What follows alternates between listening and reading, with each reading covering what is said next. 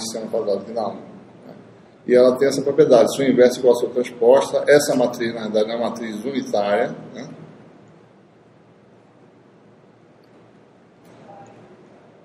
É fácil calcular sua inversa, né? Basta calcular a transposta. Né?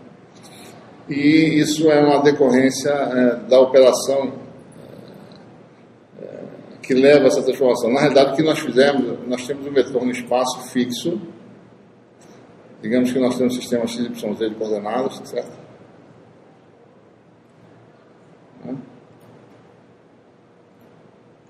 E nós tínhamos originalmente um vetor, digamos, vamos deslocar esse vetor para a origem, né? Então aqui está parado no espaço, certo? O que eu fiz foi apenas mudar o sistema de coordenadas. Eu não mudei o vetor está parado, certo? Então eu peguei meu vetor, minha base x, y, z e mudei para uma base nova, tá certo? Aqui você tinha o ax, né? E aqui você tinha o ay. Eu peguei essa base e rodei, certo? De φ radianos. Tá? Tive essa nova base, em que o primeiro vetor é a E, o segundo é a φ e o terceiro permanece a z. Isso é uma rotação em torno aí do eixo z, certo? Rotação de eixos, né? O vetor é o mesmo, só sua representação que mudou, né? Certo? Então, essas transformações de rotação, né, levam a matrizes de transformação unitárias. Né? Isso é uma consequência direta do fato de o vetor não mudar de tamanho. Certo? Pode-se mostrar que a matriz que faz uma rotação é sempre uma matriz unitária, sua inversa para a sua transposta. Né? Então, essa é uma matriz unitária. Né? Quer dizer o quê? Quer dizer que os tamanhos das coisas não mudam, os ângulos relativos entre as entidades, entre os vetores não mudam, certo?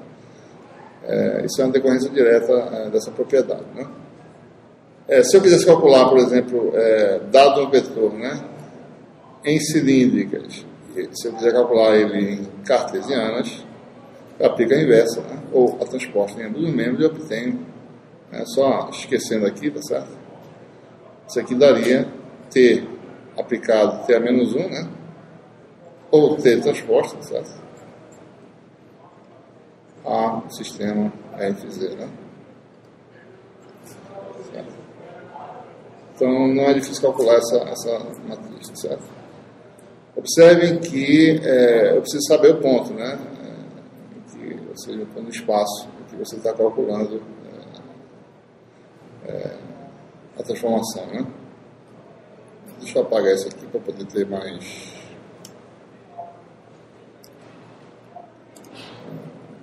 Muito bem. Bom, da mesma forma, a gente pode fazer a transformação de sistema de coordenadas cilíndricas, né, para esféricas. Né?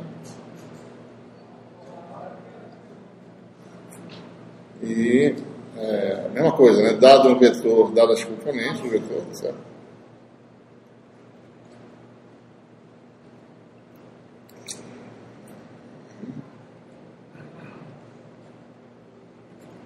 Dadas as suas componentes cilíndricas,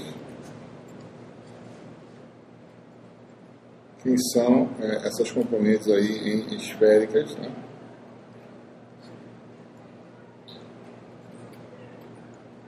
Ou seja, observe a diferença, né? A R minúscula do cilindro e maiúscula do esférico, né? Mais a teta mais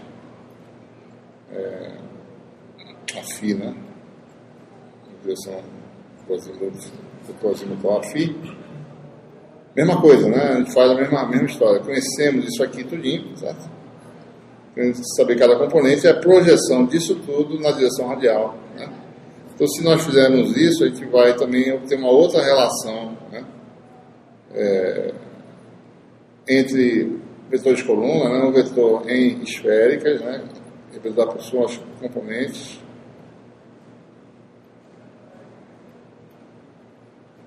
certo? E o vetor em cilindros, como a gente fez anteriormente, né? Então, a gente obtém uma relação do tipo A no sistema de coordenadas esféricas. É uma matriz S de θ, né? Cadê a... Subiu. Uma matriz S de θ, né?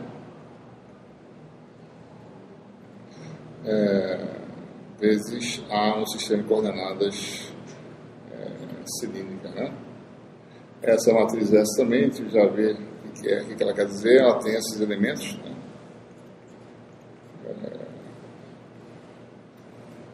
Seno de θ, né? Então você precisa saber o ângulo polar para poder saber os elementos da matriz. Cosseno de θ, 0 menos seno de θ, né? 0, 0, né?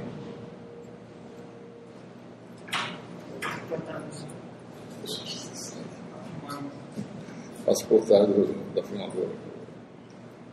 Cuidado para não derrubar tudo aí.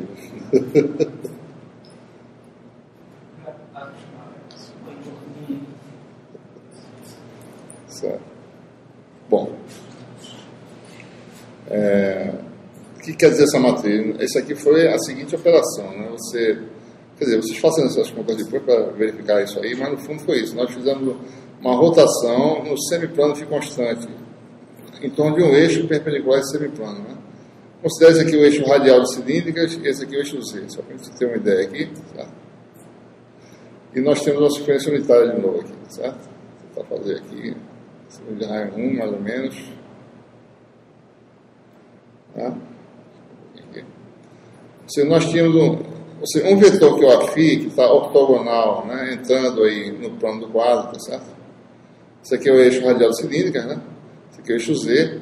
Estamos aqui no semiplano φ constante, tá certo? Então, o eixo ortogonal ao plano, que entra no plano, tá certo? É o eixo de aumento de φ, tá certo? Na direção do vetor azimutal Aφ, né? Então, nós pegamos esse sistema que tem dois vetores de base, um deles o AZ, né? O outro, o AR de cilíndricas, certo? Está aqui. Temos aquele vetor no espaço fixo, né, como eu falei antes, pega essa base, mantém um Aφ parado e só roda em torno desse eixo. Então você gera esse novo par aqui, certo? Esse vetor e esse aqui. Né? Isso aqui são θ radianos em torno desse eixo, né, perpendicular ao plano φ constante. Então você gera esse par de vetores AR de esféricas, né? E o Aθ que está. Isso aqui é um 90 graus, não parece, não, mas é. Certo? E aqui é Aθ, certo? Então, essa transformação é essa, né? Pegou esse par de vetores do sistema de plano cilíndrico, A, E, A, Z, e rodou, certo? O sistema para gerar essa nova base, daí você tem a representação do vetor na nova base, né? Esse é o significado dessa transformação, cuja matriz de transformação é essa. E, novamente, se vocês observarem, calculando o determinante dá 0, 0 cosseno quadrado, né? 0 mais seno quadrado mais 0, você dá 1 determinante. Essa matriz também tem essa propriedade, né? A inversa é igual à transposta, né?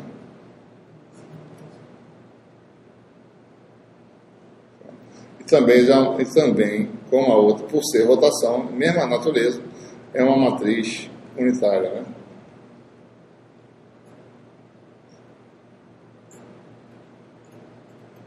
Certo? Então nós temos aí a lei de transformação, né? Seja, dado o sistema, nós sabemos agora qual é a lei de transformação, e a gente pode agora pular direto, né, de cartesianas para esféricas e vice-versa, né? Fazendo passo a passo, né? Obtém primeiro em cilíndricas, né, através da transformação T de φ.